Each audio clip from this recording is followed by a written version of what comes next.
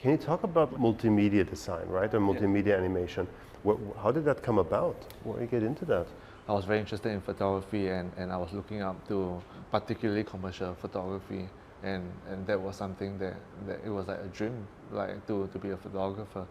But being in Singapore especially, like doing arts is not exactly, like going an apprentice route is not exactly something that is very well received. Like my parents wanted me to go to school, Become a lawyer? or at least you can do your art, but go to university and study something, get a degree in arts, right? So that's what I did. And when I went to school, I met a lecturer that was a performance artist, but he used to do multimedia design for stage also. So when he brought me on board at that point, he brought me to assist him, and somehow that opened up a spot for me to get more deeply involved in multimedia design for stage.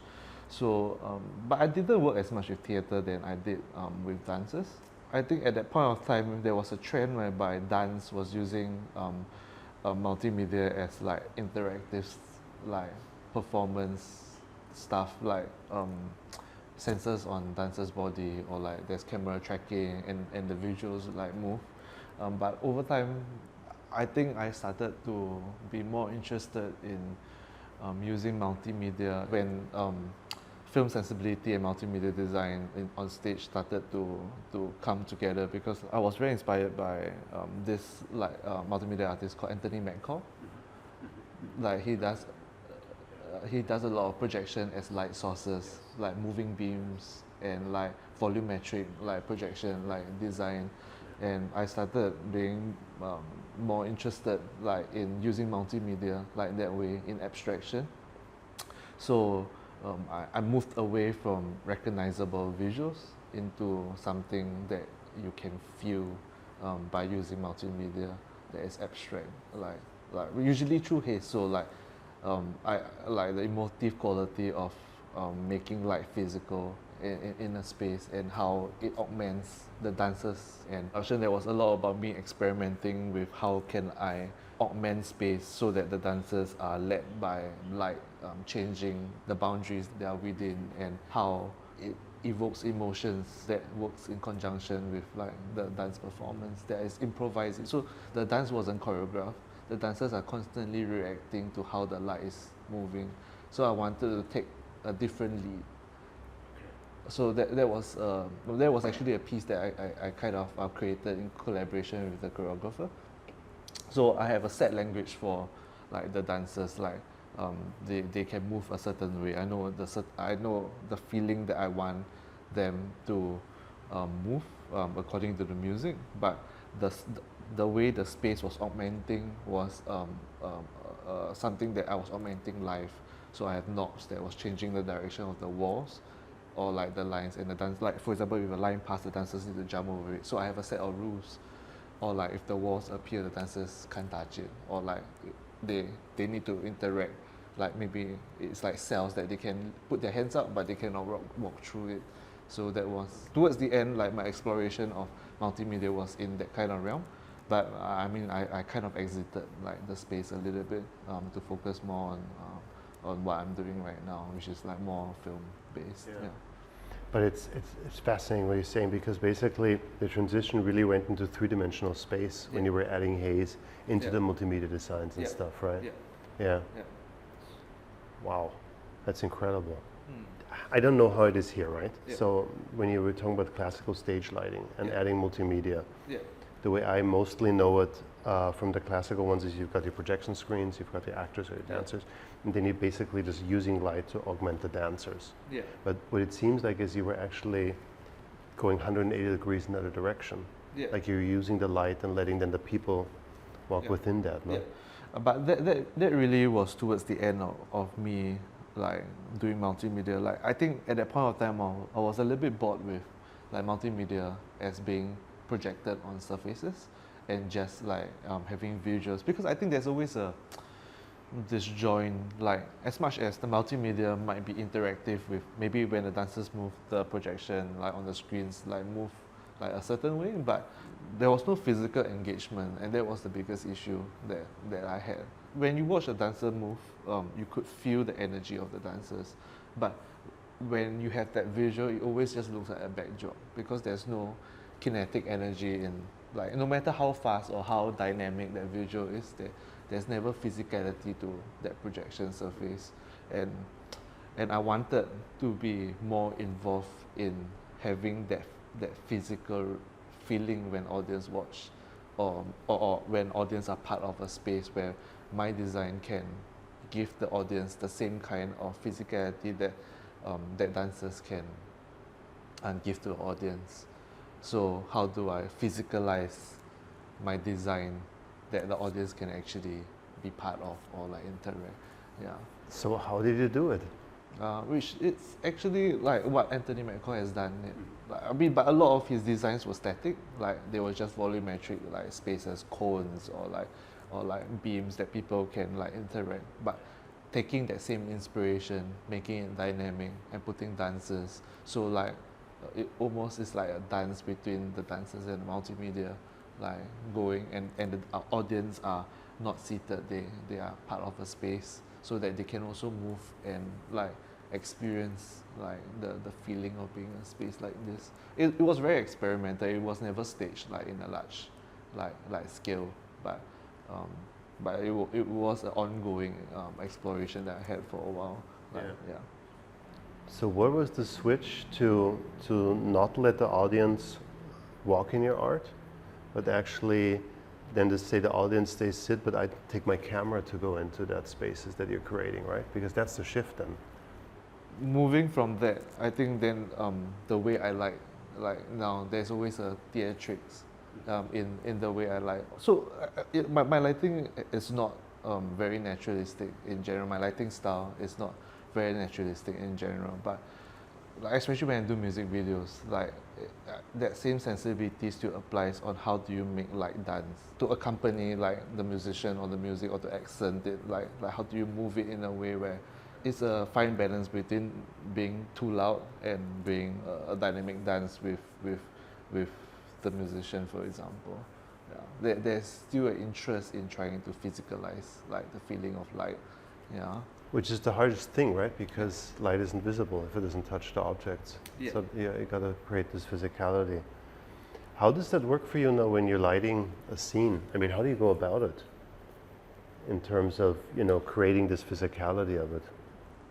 I think on screen, like feeling the easiest way is of course to use haze, right? Then you see the beam, but being presented on screen, it is never the same as having haze and light in when an audience is being part of a space. I think then then a lot of it comes from how do you make it move, always moving subtly to just get this feeling of it being like more lively. You can't often do it in like commercials or narratives, right? Like that would be a little bit too much. But I think I take music videos as a playground to explore like lighting animation in that way. But it's hard to do it the same way as it is in stage, because like on screen, once you move it too much, then it just looks like, I mean, it looks no different from it being in a concert and the lights are moving and reacting to the thing, right? So how do you do it in a more, like, it's a lot about control, like making it subtle, like it's not in your face, but it adds to the feeling or energy of like how the musician is moving or singing, or how the scene is playing out. Yeah. Yeah, it's a really balancing act, not to be too loud with what you're doing, so you actually still feel what you're actually lighting, and it doesn't go into another way again. Yeah. Interesting. Do you have your approach to lighting? Do you have like a graphical approach to it, or how is your sense of setting up light and light in space? I do quite a bit of drawings. Yeah, usually I will sketch out a plan of like what I plan, and then it becomes a discussion with my gaffer. I tend to always plan around the action, so I always have options of like going like in a circle like around the talent. So as I program, I get to shift the ratio in this like sphere. Maybe I'll have lights like rigged like this way, and then it goes around in a sphere, so that if I need that, I can always balance the programming in this sphere to create like a dimension, like three-dimensionality, like on the image. Yeah, but that's really for like more like a studio like kind of shoot. But every time I encounter a skill that I might not have done before, like maybe it's much larger than something that I've done before, I do use 3D sometimes. So I think again 3D softwares are becoming more accessible, and sometimes I do like I'll build the set in 3D and I'll set up my lights like in 3D just to test if what I have in my head it's really going to look like. Then that helps me to be more confident. But usually, like once I do that once, I won't do it for all the sets. It's just a test, yeah. To get where I need to go. I mean, for example, I'm just thinking about approaches to lighting, right? Yeah. So, obviously, working on reflectors a lot and with Christian a lot, that was all bound to creating natural-looking light. Yeah. So it's you follow that philosophy of what does sunlight do. Yeah. And when you look at your work, you really see you're taking it to a completely different level of, obviously with your background too. So do you have like certain rules that you follow for yourself to figure out this works or this won't work for this? I don't really have a fixed set of rules. So generally, I don't think in a way whereby if like light should be motivated or like light should make like whether this light makes sense. I generally like to what I want it to feel. Like I mean, if sometimes like my lighting doesn't make physical sense, like in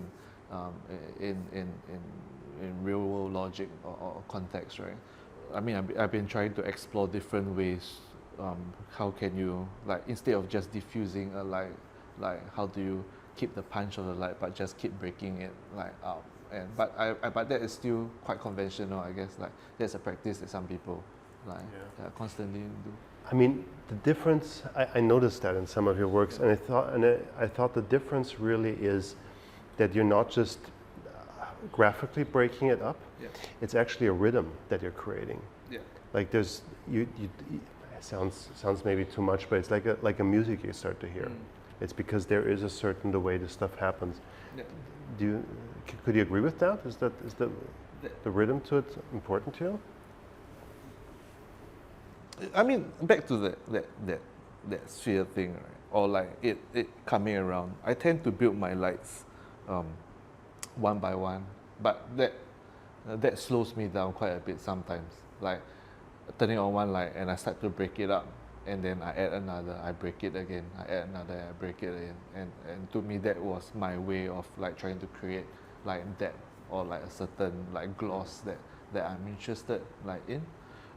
But I would say that stylistically I'm also attracted to making the image look a little bit more photographic, if it makes sense. I'm always a little bit more attracted to large format photography. So I feel that, or like like for example, a photographer like Gregory Crutzen is like someone that inspires me quite a bit, and he has also some sort of theatrics. I just want to say, yeah. So I tend to have that kind of train of like thought. Like there's always a very subtle like theatrics to the way I approach, like how I separate like my subject from the environment. I mean, it totally makes sense coming from a theater background as well, in some kind of way. So what does that mean for the camera? Do you stand also, try not to move it too much, only if you have to, or what's your... I think these days I tend to move the camera quite a bit, but very controlled like moves. So like it's always on some sort of arm and remote. So it's always within. So I light for a certain like area, and I just let it move like freely. I don't go into close-up lighting as much like these days. I tend to just have enough that from the white to the tight. I don't really move like much or make much augmentation to the light. But I think that's also because I don't really do a lot of like narrative. I get away like without having to flip sides. I just keep shooting on the side that looks good for the light. Yeah. Do you have a preference for lenses? I don't really like extreme like close-ups with a tight lens in general. I like to feel the environment. I like for it to just warp a little when I push in the camera, just so that I constantly have a sense of space. Yeah. Yeah. That totally fits to them. Yeah, that makes total sense. No. Yeah. That kind of way. You were touching in on what you're focusing on basically, and you mentioned that it's really the emotion you're trying to create. Yeah. How do you? I mean, it's a tricky one, right? Yeah. We were talking earlier with Rachel that we don't really have a language Yeah. for emotional communication. We Yeah. have it in music, but we don't have it in lighting, no? Yeah. How do you go about that? But I would like to see like music actually. Like, I mean, music, if you take away lyrics, right? Just having the musical lines, it's abstract and it transcends like language and different like cultural barriers. Even if you don't understand a culture, you can feel something if it is like well composed. And I think the same thing applies to light. There is an emotional quality like to light, and that is a universal language. I mean, but we are not talking about the aesthetics of light. I think the taste towards the aesthetic of light is subjective. What is nice in this region might not be nice to someone from another region. But I think the emotive quality of light is universal and doesn't like change. Like colors in light, I think somehow I think we are wired a certain way to feel a certain way towards like certain combination of like colors. Softness of light, when the light is harder, it feels like maybe it has more energy, like maybe it's like daylight scene. When the light is harder, it feels more sunny, right? I think that's a universal language. But then getting into the more emotive aspect of that, I think then it's a dance between how your light interacts with the performance of the scene, right? I mean, it goes back to what I was trying to explore in theatre, in on stage, where like if you move like in an abstract way, can you make people feel something just with the light moving to music? And I think that is possible. Like you can make someone go from feeling like sad, and they might not know the reason that they're feeling like emotional, but there is a feeling when the light is passing. Oh, James Turrell actually, his space is very spiritual, and when you enter into his works, there's always a certain emotive quality to it. You can't put a finger to what that is if you don't read any like write-ups and stuff, like you can't put a finger to what that feeling is, but you feel something. And when the space is created well, anyone can feel something to it without understanding. It's interesting because James Turrell was also talking about you know how little light he uses, Yeah. and how actually it forces your pupils to open up. Yeah. And he had the feeling that you know the further those pupils up, the more sensible you are, Yeah. the more fragile you are, which Yeah. kind of makes sense. And you feel it in those spaces too, no? It's like in theater it really works well, I think, because you're in total control of the room, Yeah. more or less. In cinema, I guess too. Yeah. But I've hardly heard anybody talk about, you know, what does that do for the audience? How long are you exposed to a certain amount of light on screen? Yeah. And how does that reflect and goes on? I think now with all the Netflix and streaming, it's over anyway because you can't control the environment anymore. Yeah. But is that something that's gone through your mind too? How it feels for the audience sitting in the cinema? In terms of, you know, being long exposed to a certain quality of light, I'd say. Not really, actually. I think that's not something that I actively like think about. I think the closest to it was when HDR was first introduced. I think there was conversations like how sustained it can be for the audience. Like, is there visual fatigue when I'm dealing with like so much high lumens like images? Then do you have to think more about pacing out your scenes so that there isn't like physical fatigue to the viewing experience? But that's as far as I had conversations about. Interesting. Has music been a part of your life too? Not in terms of Yeah, I grew up learning classical music. When I was in school, I was in a symphony band, so I was learning music for quite a while, for half my life. Wow, wow. Your parents in arts too? No, they are not. They, they are not at all actually. But interestingly, I think my interest in photography probably came a little bit from my mom. Maybe my mom has always been interested in taking photos. Like it's just snapshots, but they don't really understand what I do now. But uh, but they have been the most supportive. Yeah, I think I'm fortunate for my mom to be this supportive in me pursuing something like this. Yeah. Yeah, it's a strange profession, pursuing emotions, no? Yeah. And there's so much trade-off in this line, yeah. Like the amount of hours you spend, the stress that you go through. Yeah. I mean, if there's no, if you're in this without a passion, there's better jobs to be in. Yeah. And it's true. Yeah. But I hope that goes for all jobs. But I know a lot of people aren't happy doing what they're doing. Yeah. Cool. Yeah. What's next for you? What do you have the feeling? What's interesting you right now? Where you want to take your art? I'm trying to find where next to pivot, like the way. I mean, I think for the past 2-3 years, I mean, like stylistically, I was exploring something like. I was taking a break from like images that leans towards glossy, towards like I was exploring like vintage lenses and stuff. But I think that was also trend. Like there was this big like trend of like going like vintage and like certain like going for textures and stuff. But I think now I'm starting to explore, go back to see how I can rejig like how I see gloss images, and but I'm still trying to find like a pivot, but I'm not sure where. I mean, but that's just like style wise, right? But like now that the pandemic is kind of like it's not easing out, but I think travel is resuming, and I'm trying to explore like shooting out of the country more, just so that I think the increasing exposure working with people from different background and culture helps to shape like or reshape like. Tell me about it. This trip here has been, it's incredible. Is it? I mean, yeah, it's my first time into Asia, and just talking to people like you, it's like it's mind blowing for me, because it is such a stuff I've always thought was important, but in my culture was never really so accepted.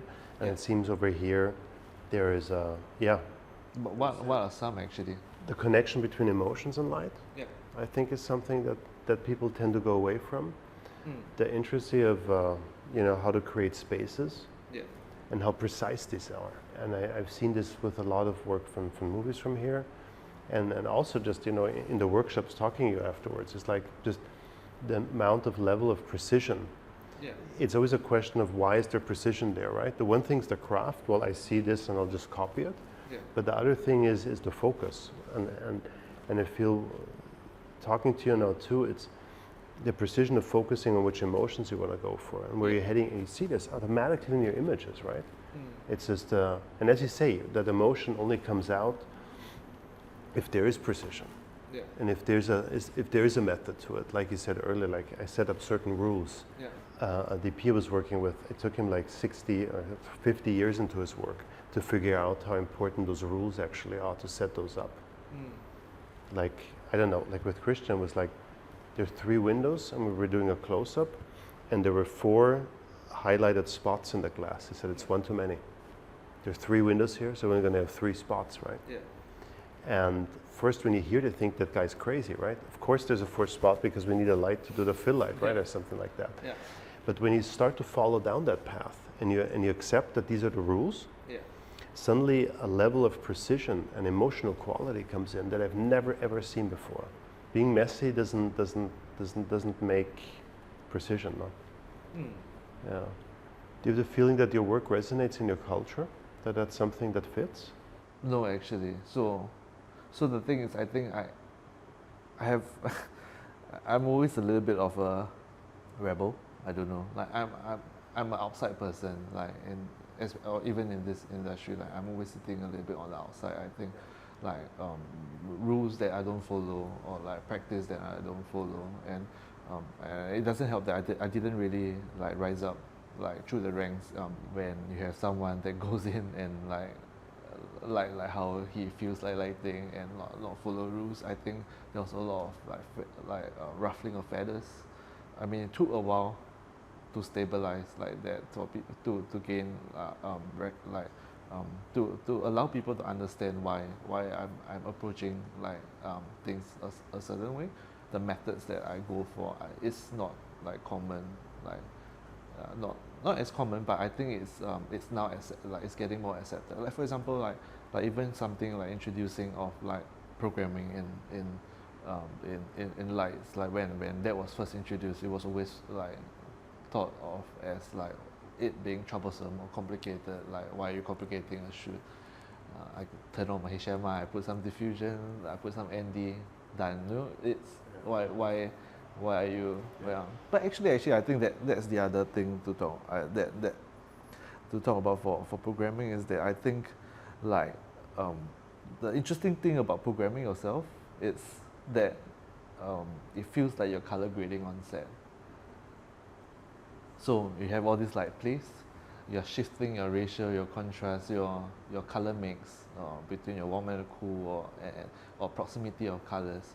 You have full control. It almost feels like you're grading on set, and I think that's also a very interesting new experience. Like the DP has so much more control, for better or good, like these days, because of technologies like this. But in this region, sometimes get into trouble with like gaffers a little bit, because then it takes control away from gaffers, and sometimes gaffers get offended in a sense whereby it feels like they're just placing lights like in the position, but the control is not is taken away from. I feel the biggest problem is that it's actually communication. Yeah. Because we're all doing one goal. Yeah. And it doesn't matter how we get there. Yeah. And egos cannot be a part of it. Yeah. And workflows and standardizations can be a part of it, because you're creating something new, right? Yeah. And I think that, I mean, I've been doing this for a long time. I have this Gaffers control. Yeah. I always hand over to the DP. Yeah. Because why do you want to go to me, to a radio, to... It's crazy. Yeah. Because the thing is, you have to see, you know, we humans, we always have to see contrast to be able to decide. Yeah. So if it takes 2 minutes, it's really tough on your brain, because you have to remember what you saw until the changes happened. Yeah. And if you can go like duck, duck, duck on the mixer, you see it right away.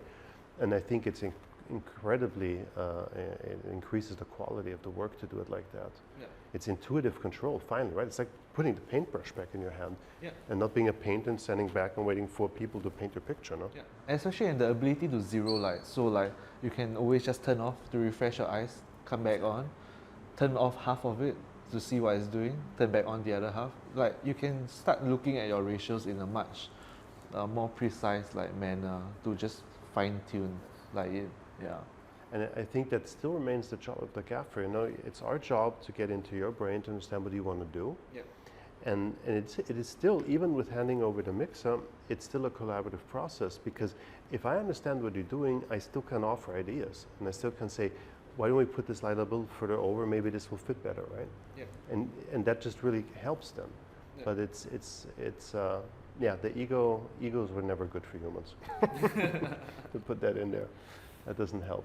Yeah, but I mean, technology is helping that. I mean, without LEDs and stuff, I think finding that language for me would have been like way harder.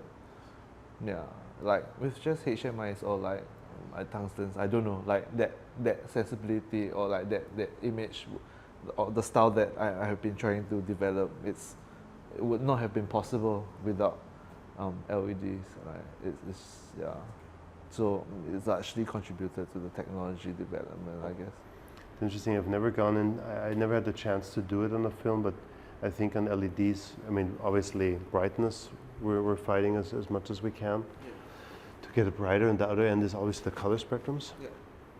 And Terrell actually was talking about that he was only using neon tubes because the neon colors are actually much better than the fluorescent tube colors in terms of richness.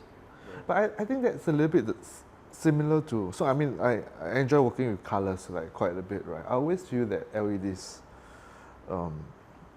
they are quick in providing you a color, but they never give the same richness as using gels, for example. Light going through gel is completely different from LEDs projecting a color. I mean, the other thing with LEDs is also the punch. I mean, intensity is one, but I think often people talk about like how bright that light is, but the quality of light is something that is not talked about like enough, right? Your work is mind-blowing, man, really. I had such fun watching it. Yeah, and I mean, you've built an incredible career just watching and all the stuff you're doing. People do see the difference of what you're doing. It's able to do that.